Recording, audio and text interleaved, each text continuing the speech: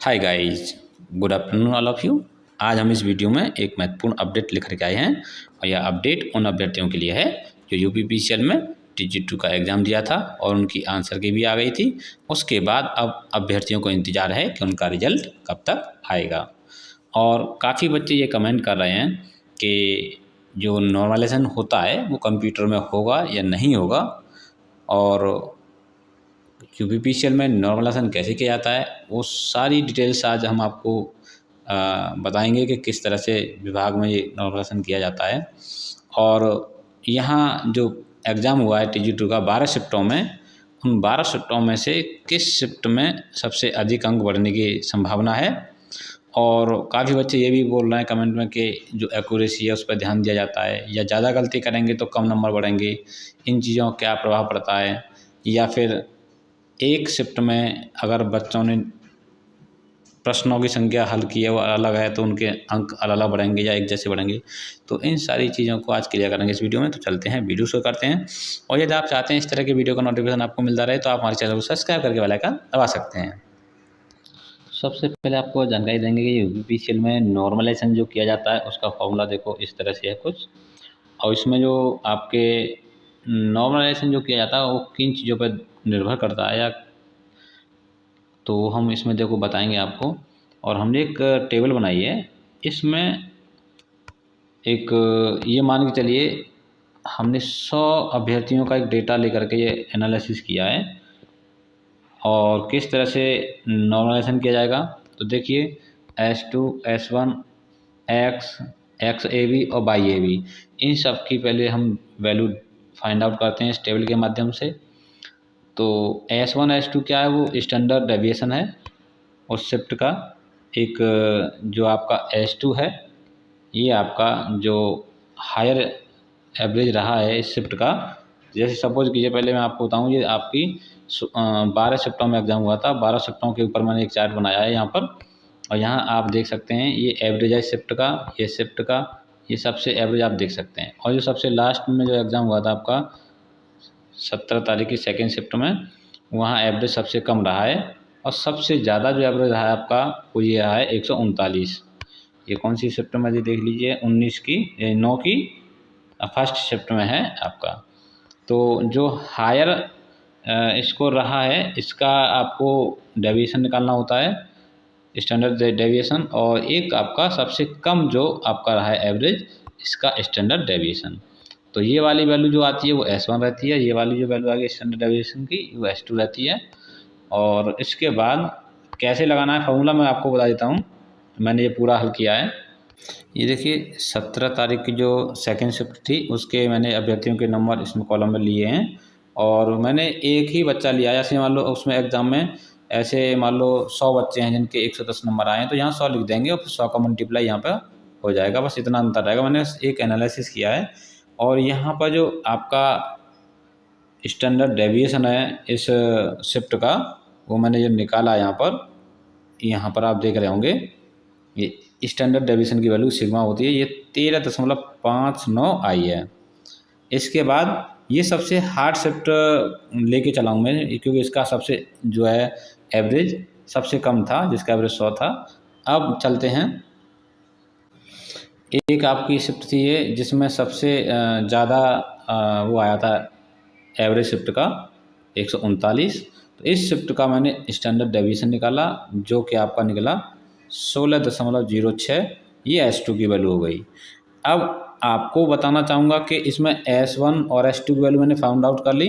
XAB क्या होता है, जो कैंडिडेट जिस शिफ्ट में बैठा उस शिफ्ट का एवरेज क्या है। तो मैंने हार्ड शिफ्ट के लिए लिया है। तो हार्ड शिफ्ट में आपका जो 17 की सेकेंड शिफ्ट थी उसमें हार्ड मान के चला हूँ, और वहाँ पे एवरेज 100 आया है, तो उसकी वैल्यू 100 हो गई। अब बात आती है जो सबसे हार्ड शिफ्ट थी उसका एवरेज 100, सबसे सिंपल शिफ्ट थी उसका 139। इन दोनों का अगर एवरेज निकालेंगे आप तो 119.5 आएगा। तो ये आपका XYAB हो गया। अब आपको फार्मूला तो आपके नोटिफिकेशन में दिया होगा, देखो ये फार्मूला है। इस फार्मूले से मैंने 2 कैंडिडेट का यहाँ पे नॉर्मलाइजेशन करके देखा है। देखिए आप यहाँ देख सकते हैं,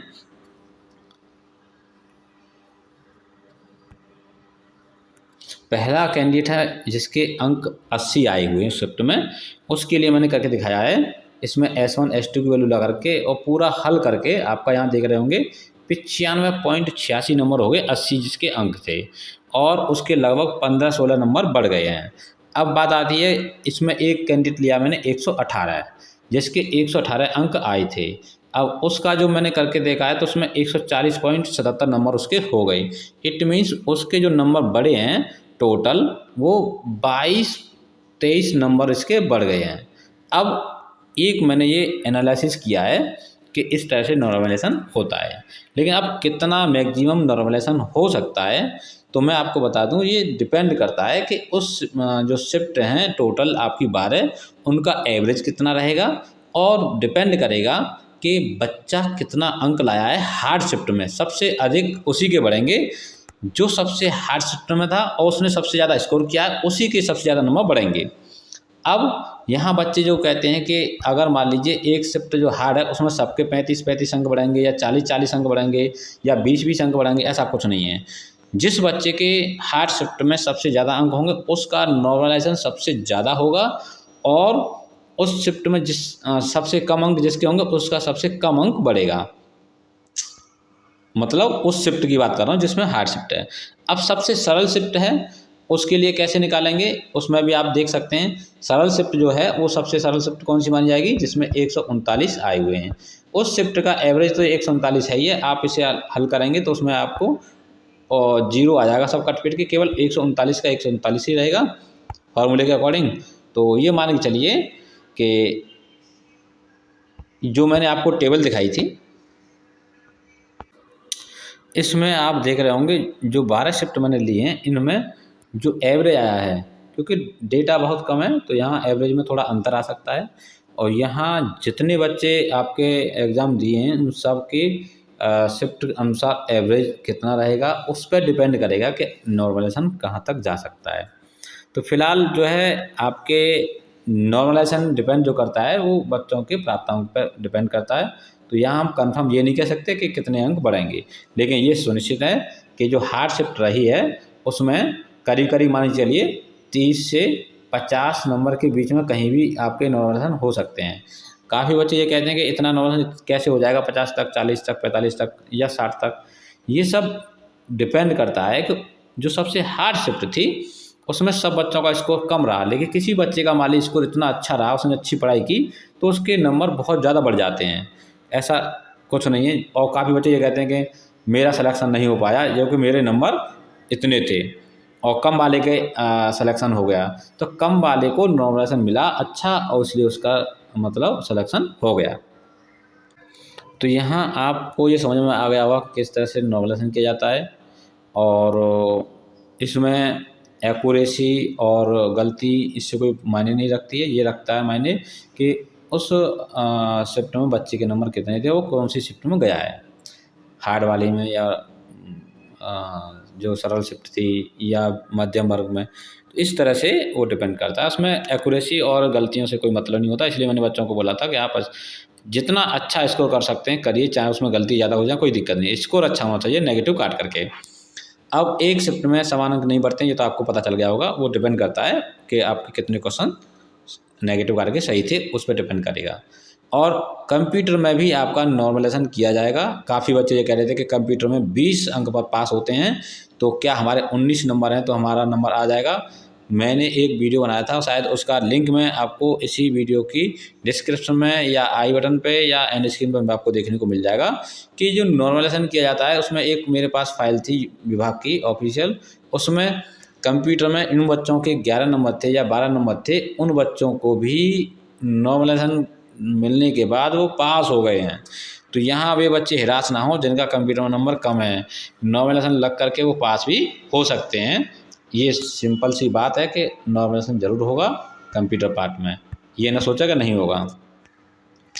तो और रिजल्ट देखिए अभी नहीं आएगा, अभी आपके जो ऑब्जेक्शन आपने फिलिप किए हैं उस पर वर्किंग कल से शुरू होगा, क्योंकि अभी उस पर काम शुरू नहीं हुआ है।